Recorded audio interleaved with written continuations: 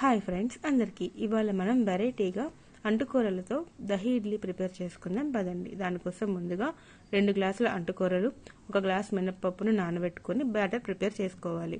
Batter prepare చేసుకున్న తర్వాత నేను చూపిస్తున్న విధంగా ఇడ్లీలను కూడా ప్రిపేర్ చేసుకోవాలి. ఇడ్లీలు వేడిగా ఉన్నప్పుడు కాకుండా కాస్త చల్లబడిన తర్వాత మరో ప్యాన్లో ఆయిల్ వేసుకొని ఆవాలు, జీలకర్ర, ఎండుమిరపకాయలు, కరివేపాకు కూడా వేసి అది వేగిన తర్వాత అందులో కాస్త పలచగా ఉన్న పెరుగుని యాడ్ చేసుకోవాలి.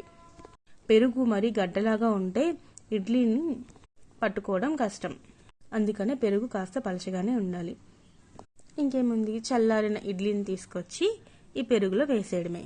వేసి ఒకసారి కలుపుకున్న తర్వాత సర్వింగ్ బౌల్లో వేసుకొని సర్వ్ చేసుకొని తినేయడమే. ఓకే ఫ్రెండ్స్, ఈ దహీ ఇడ్లీ మీకు ఎలా అనిపించిందో కామెంట్ చేసి చెప్పండి. ఓకే ఫ్రెండ్స్, బాయ్, మరి ఉంటాను.